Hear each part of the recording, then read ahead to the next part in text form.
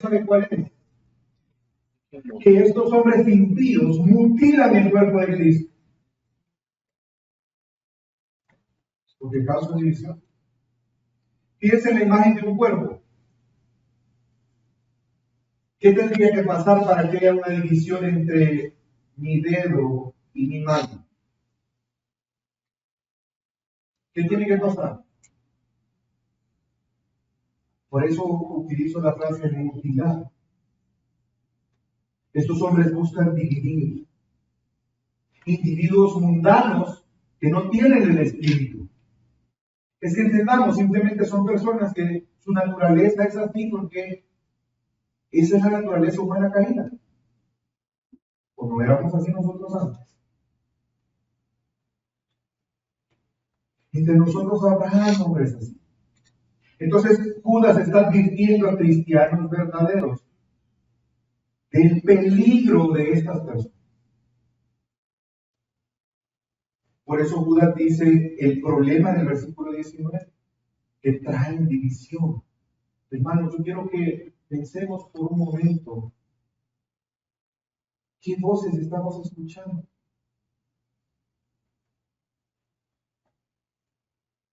Y no solamente quiero que pienses en el contexto de la iglesia local. Obviamente pasará en la iglesia local, pero también en la iglesia universal. Si tú ves hombres, mujeres que se denominan cristianas, pero que te buscan dividir, ten cuidado. ¿Qué voz estás escuchando? Aquellos que te hacen dudar de tu iglesia, aquellos que te hacen dudar de las autoridades, aquellos que te hacen dudar de tu esposo, de tu esposa, aquellos que te hacen dudar de los hermanos en Cristo, aquellos que te hacen dudar de la palabra de Dios, ten cuidado. Y tú ves sus vidas y son licenciosos.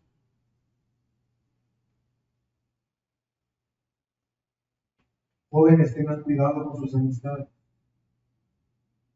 Aquellos que te hablan en mal de tus padres,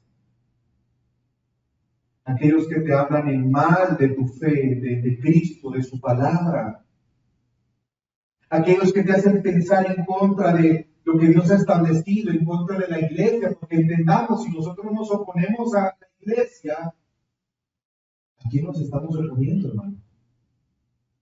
A Cristo. ¿Se recuerdan de la conversión de Pablo?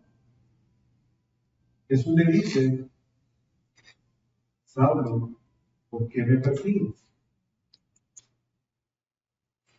Porque ir en contra de la iglesia es ir en contra de Cristo, porque la iglesia es el cuerpo de Cristo.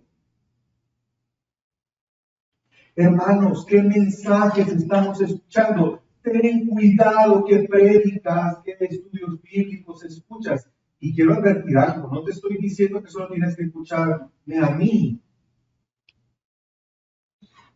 Te estoy diciendo, ten cuidado que escuches. Tenemos la bendición de poder escuchar a otros hermanos. De hecho, les soy sincero, yo escucho 2 o 3 prédicas todas las semanas y no me pongo a escuchar mi prédica.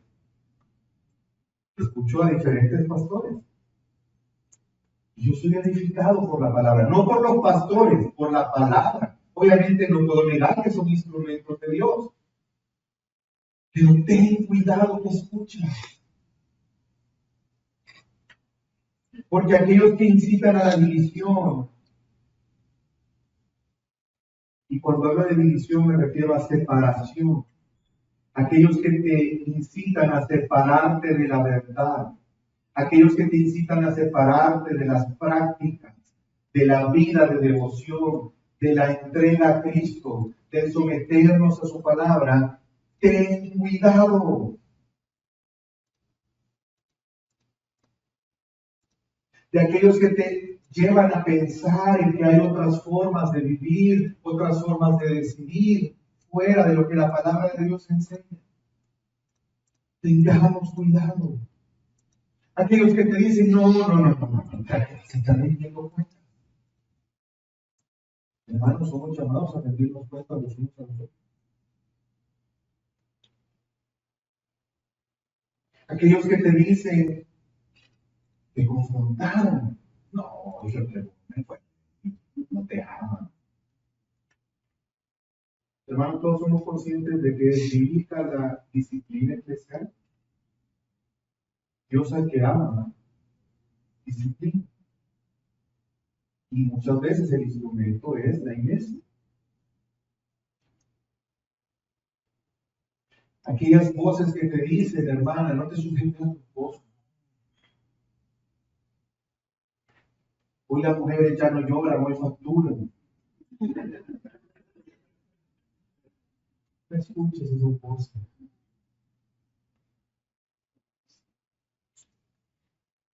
Aquellos que te dicen, no, ¿y por qué te preocupas tanto?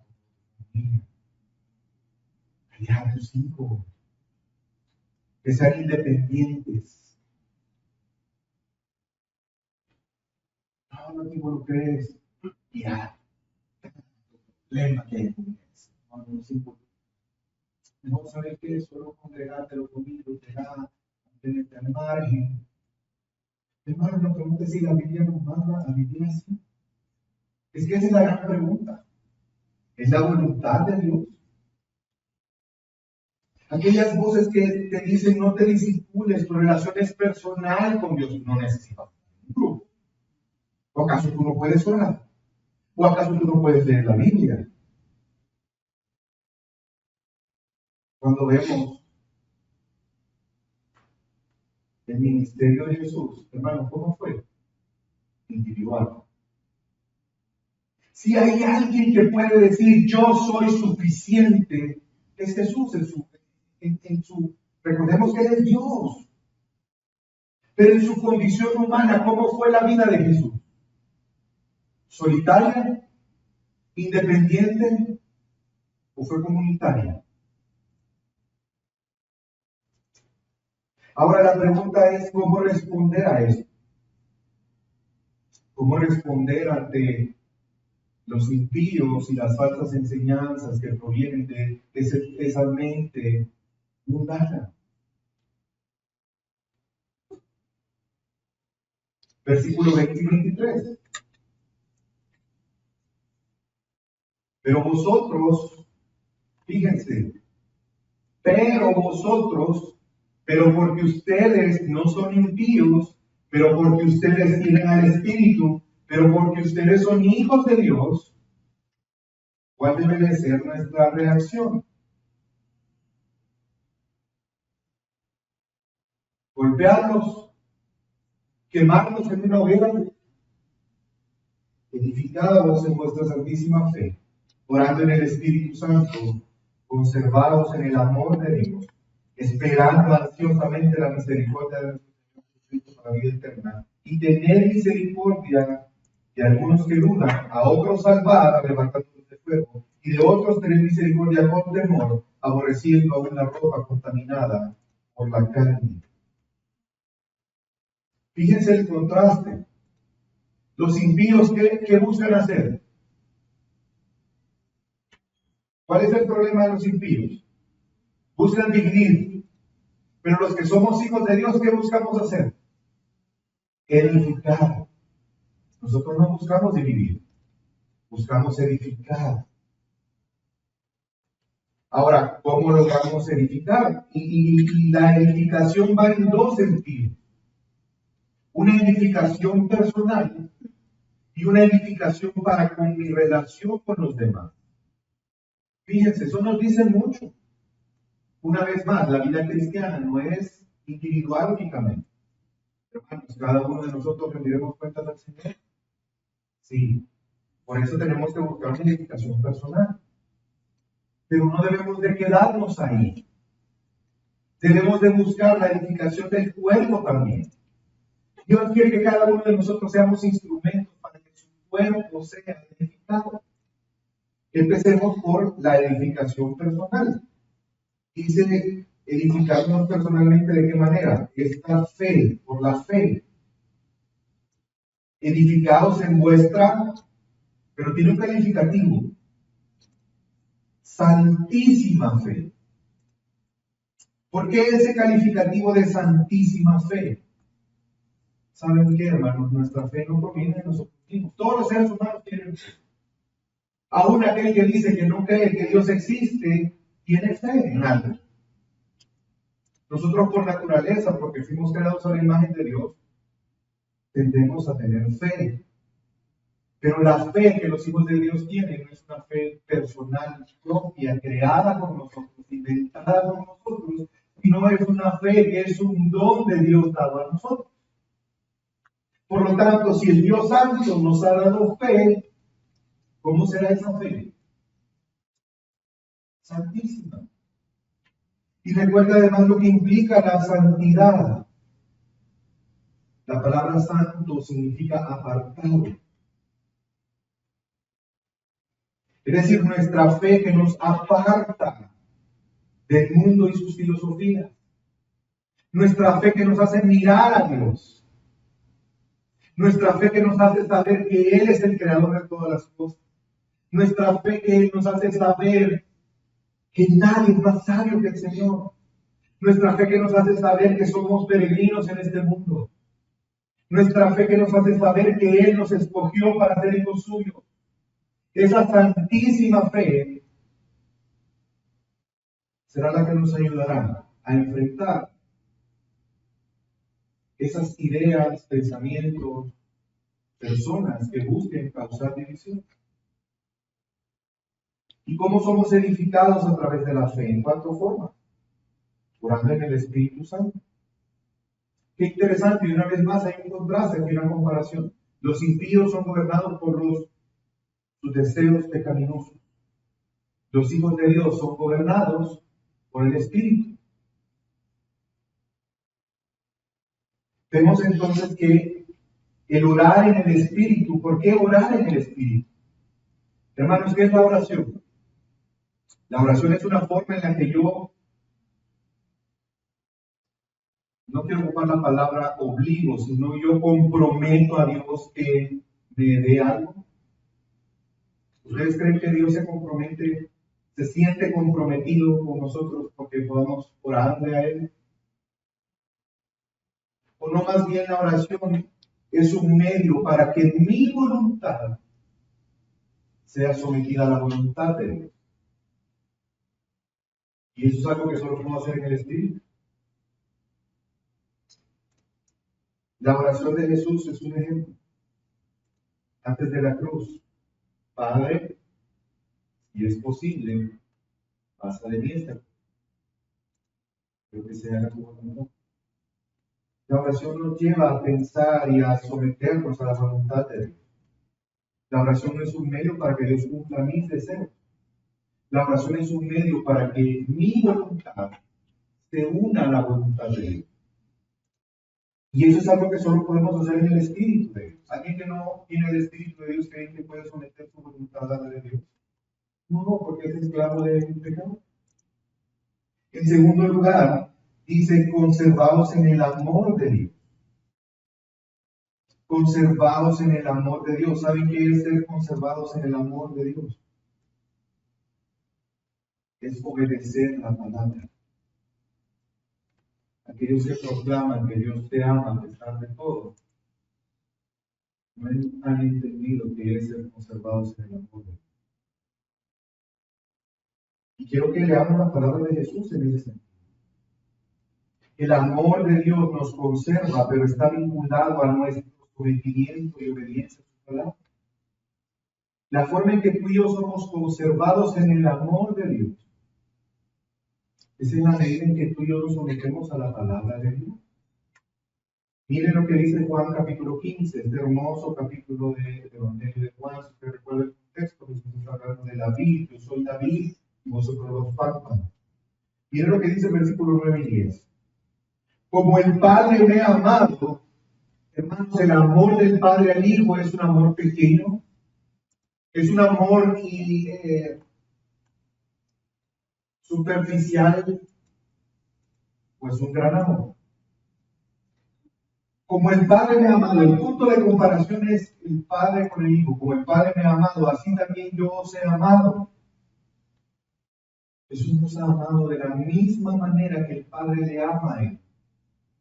Y porque Él nos ama, nos dice, permaneced en mi amor, disfruten de mi amor.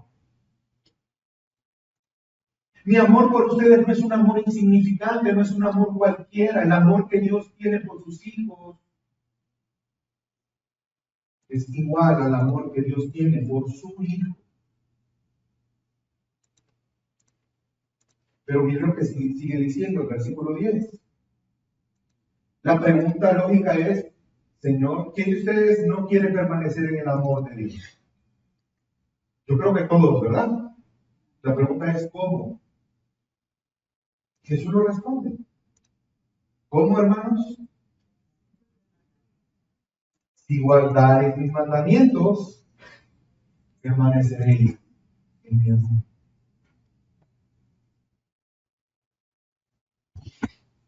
Así como yo he guardado los mandamientos de mi Padre y permanezco en estas cosas, os he hablado para regañarnos,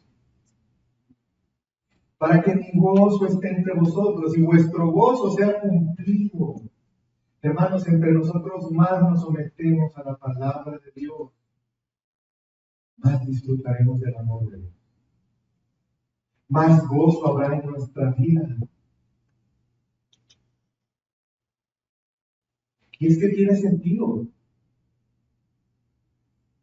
que Judas nos recuerde que la forma de enfrentar estas falsas enseñanzas que generan divisiones es que esté vinculado con el amor de Dios, con el ser conservados en el amor de Dios. ¿Sabe por qué?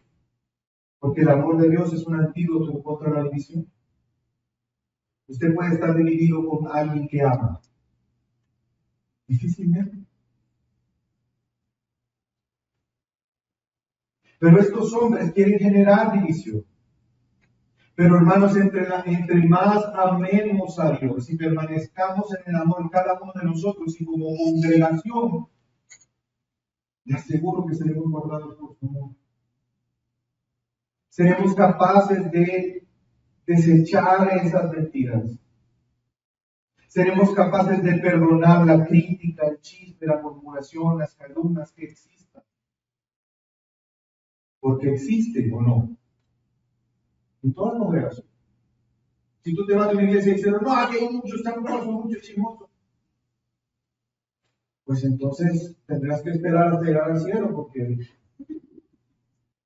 hermanos, entre más permanecemos en el amor de Dios, será más fácil buscar reconciliarnos con Dios. Será más fácil rendir cuentas, porque queremos venir a la luz. Porque entenderemos que el cuerpo de Cristo es indispensable para mi salud, para mi restauración. Lo aprendimos en el libro de Hechos. ¿Cómo Dios cuida a la iglesia? ¿A través de qué? ¿De la iglesia? Fíjense que hay personas que, yo recuerdo en particular un caso de un joven hace muchos años atrás, que de repente empezó a mostrar más queja de lo normal. Era una persona que con cierta frecuencia mostraba ciertas quejas. Pero llegó un día en que de repente se desapareció, como 2, 3, 4 semanas, no recuerdo. Yo le llamé por teléfono, le dije, ¿qué te pasa? ¿Tenés algo? ¿Estás enfermo? ¿No te visto? Miren, empezó, no, es que hizo una bola de hipócritas, que los pastores, que no sé qué, que no sé cuánto, que nadie me cuida, que no me... que el discipulado no sirve, que las prédicas no sé qué, que de aquí, que allá, y que no sé cuánto.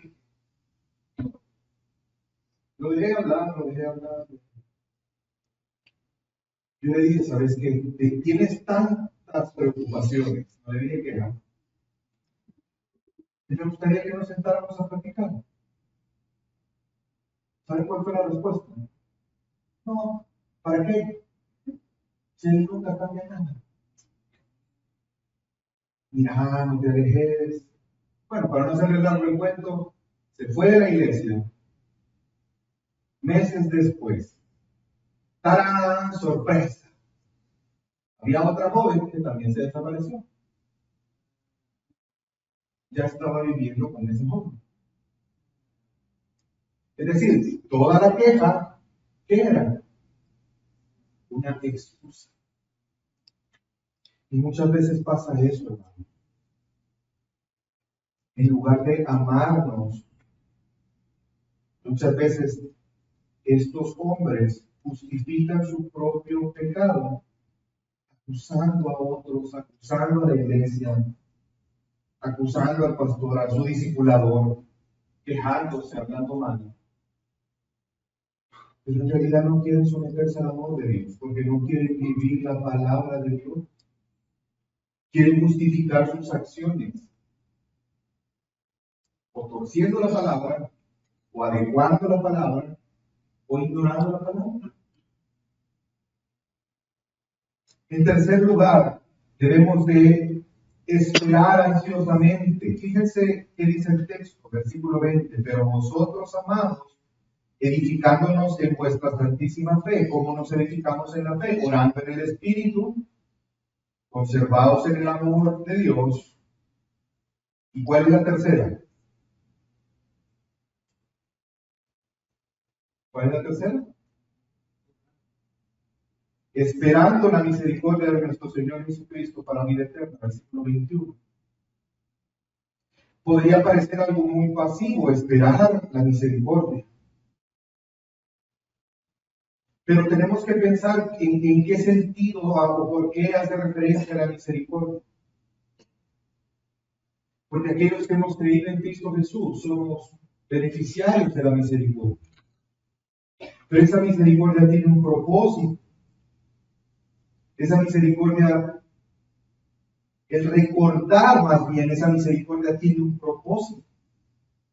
Cada vez que tú y yo recordamos la misericordia de Dios en nuestra vida, necesariamente recordaremos una esperanza eterna. La misericordia de Dios, la misericordia del Señor nos lleva a tener una esperanza. ¿Cuál es la esperanza? Que un día estaremos con Él. Que nuestra salvación es eterna. Nosotros no pasará como los impíos, que su fin es de condenación eterna. Nuestra esperanza es que un día estaremos con Él en la vida y disfrutando plenamente la vida eterna. No estaremos separados de Dios, sino que estaremos en comunión con Él.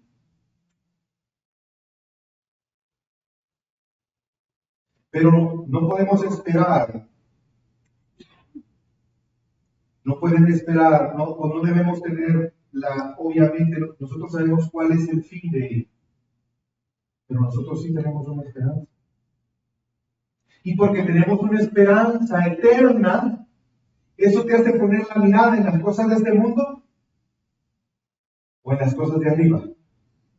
Hermanos, cuando nosotros recordamos la misericordia de Dios y tenemos conciencia de la esperanza eterna, será fácil desechar frases como la siguiente: no, disfruta la vida, solo se vive una vez.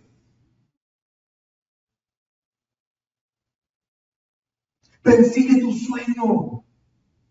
Haz lo que tu corazón te dice.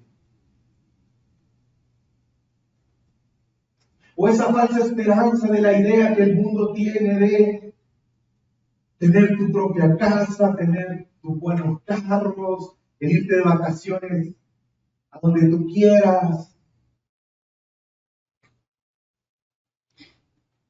Es que nuestro mayor deleite no está en eso. Nuestro mayor deleite está en Dios.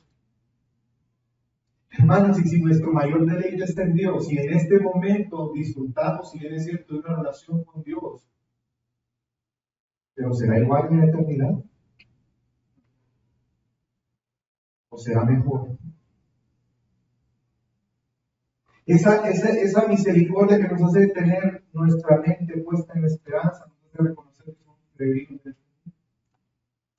nos hace fácilmente desechar esas mentiras que buscan dividirnos de la iglesia. ¿Por qué es importante la esperanza? Quiero darles algunos ejemplos de algunos textos. Porque nos hace querer conservarnos puros. Primera de Juan 3:3. Porque también nos motiva a evitar las cosas de la carne y del mundo. Porque la esperanza en Cristo es como una ancla para nosotros, para permanecer en él. Por eso es que el recordar la misericordia de Dios nos guarda de caer en el engaño de la mentira que estos impíos quieren llevar para vivir. Y qué hermoso es saber que esta es una obra de Dios. Es una obra del Dios trinitario. Y qué hermoso es saber que nosotros somos edificados, pero somos edificados en base a la obra de Dios. No sé si lo notó o lo pasó por ahí, pero las tres cosas que se mencionan de cómo podemos ser edificados a nuestra santísima fe, está cada una de las personas de la Trinidad ahí. Recordemos, ¿cuáles fueron las tres cosas? En primer lugar, orando en el Espíritu. En segundo lugar, conservados en qué? En el amor de Dios. Y en tercer lugar, esperando ansiosamente la misericordia de quién? De nuestro Señor Jesucristo para vida eterna. ¿Nos damos cuenta? Es una buena pregunta. El Espíritu, el Padre, Cristo, edifican a la iglesia. No sé qué genera eso en usted, pero para mí genera descanso, genera gozo, esperanza, paz. Porque si bien es cierto, estamos en un mundo lleno de mentiras. Si bien es cierto, vendrán en medio de nosotros hombres impíos que buscarán dividir. Qué hermoso saber es que el Hades no prevalecerá contra la iglesia. ¿Por qué? Porque quien la sustenta, la cuida, la preserva y la fortalece es Dios. Como lo vimos en el libro de los Hechos. En segundo lugar, ante los demás, rápidamente. Recordar que somos un cuerpo, el cristianismo es corporativo, recordemos que es una vida comunitaria. Entonces, ¿cómo respondemos ante esa búsqueda de dividir? Edificándonos personalmente, pero también edificando a otros. ¿Cómo debemos de reaccionar? Versículo 22, final del 22 y 23. En primer lugar dice tener misericordia de algunos que dudan. ¿Qué tenemos que hacer con los que dudan, hermano? Que quizás hay un hermano que ha escuchado estas voces de los impíos y está dudando de su fe, está dudando si seguir congregándose, está dudando si seguir discipulándose, o está dudando si empezar a discipularse, está dudando de la veracidad de la palabra, está dudando de la certeza de que Cristo es el único Salvador. ¿Qué tenemos que hacer con él? Desechémoslo porque dudó. Hermano, ¿quién de nosotros no ha dudado en algún momento? Qué hermoso es que si yo estoy dudando, mi hermano Giovanni pueda venir y tener misericordia de mí. Y animarme con la palabra, animarme con la verdad. Así como los falsos maestros pueden influenciar, ¿cuánto más la verdad nos puede influenciar? Pero ese tener misericordia, ¿sabe qué implica? Muchas veces implica, o siempre implicará, estar pendiente de mis hermanos. ¿Cómo voy a saber qué duda? O usted puede ver a un hermano entrando por esa puerta y tener un rótulo que dice estoy dudando de tal cosa. Hermano, eso es posible. Eso es algo que solo Jesús puede hacer. Él sabía lo que las personas pensaban. Gracias a Dios que nosotros no podemos saber lo que pensaban. Pero si nos conocemos y nos relacionamos y tenemos comunión con nosotros, nos vamos a dar cuenta cuando alguien está dudando y tenemos que tener misericordia. Así como Dios ha tenido misericordia. A otros, a los impíos, debemos de procurar salvarlos, arrebatándolos del fuego. ¿Sabe que esa es una alusión a Amós 4:11? En ese momento, Dios trajo palabra a través del profeta Amós a su pueblo, haciéndoles recordar que Él los salvó de la destrucción de Sodoma y Gomorra a uno de sus hijos, apartándolos del fuego. El pueblo fue como un tizón arrebatado de la hoguera. Esa es la comparación. Hermanos, tú y yo podemos salvar a alguien de la condenación eterna. Entonces, ¿por qué nos manda a hacer eso? Yo no puedo salvar, pero sí puedo ser un instrumento para que la persona salve. ¿Cómo? Predicándole el evangelio.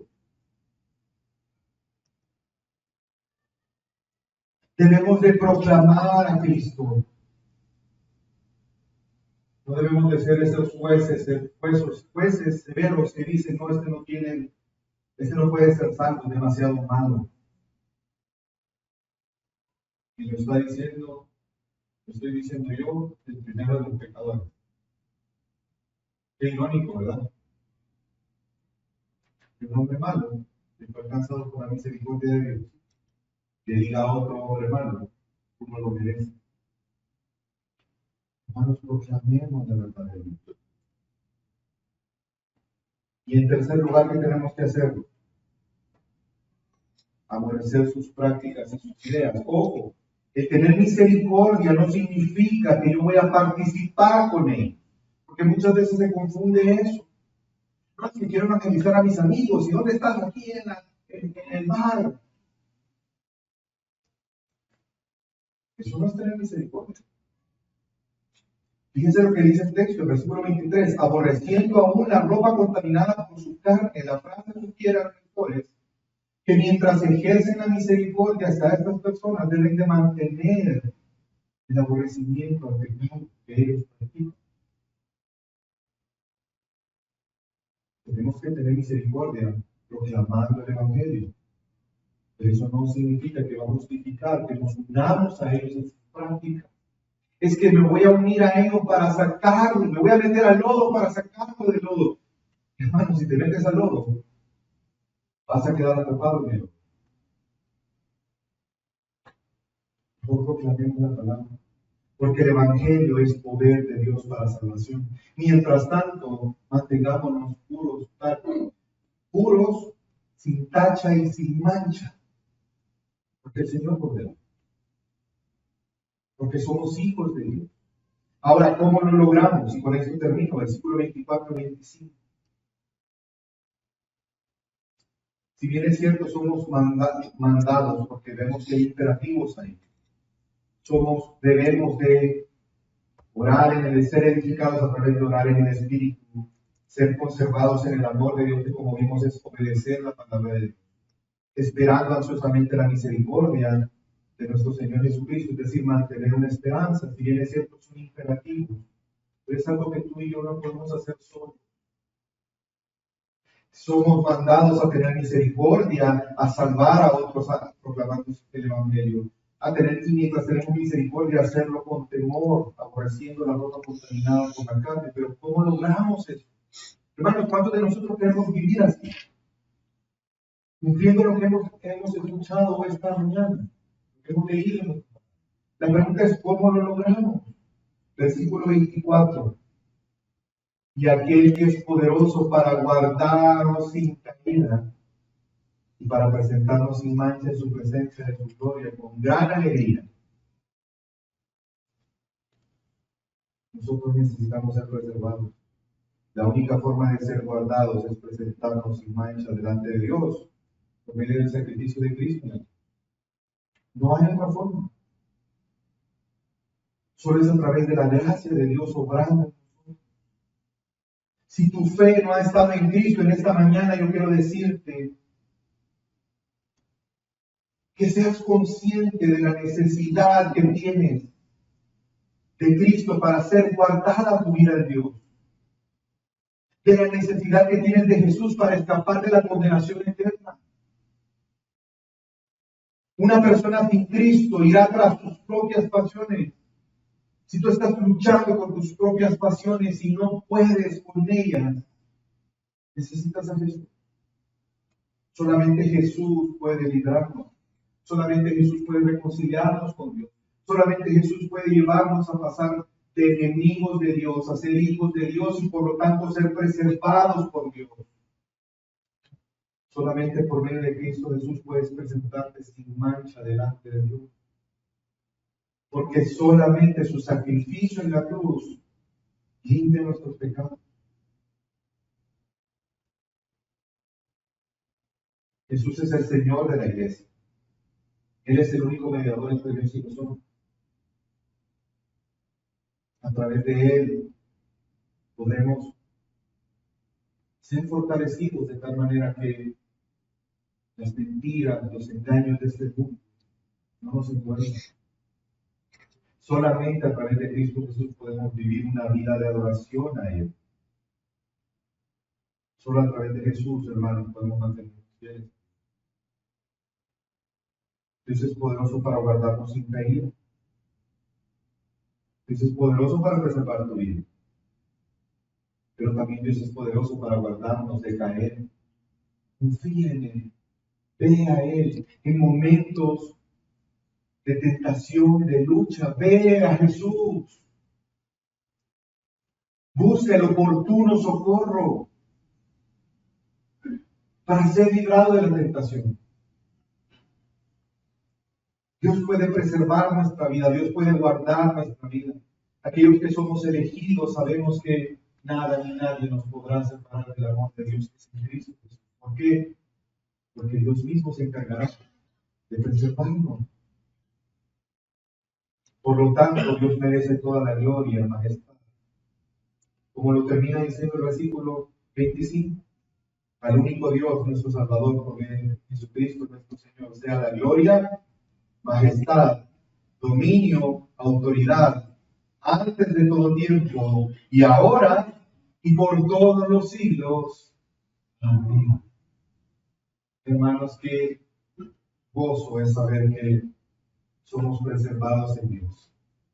Que si tú y yo podemos permanecer firmes, es porque Dios obra para eso.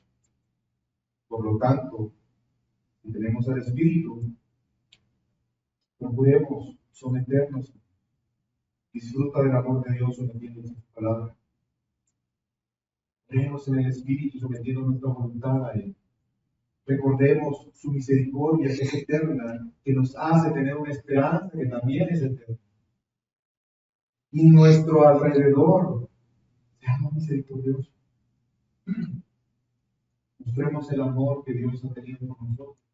¿No les parece interesante que el primer mandamiento es amar a Dios por sobre todas las cosas? ¿Y cuál es el segundo? Amar al prójimo. Tengamos misericordia. Proclamemos el Evangelio. Amemos a otros de la misma manera en que Jesús nos ha amado. Por eso, hermanos, yo les invito en esta mañana que enfrentemos la falsedad que divide, edificándonos en Dios para su propia gloria. Vamos a orar.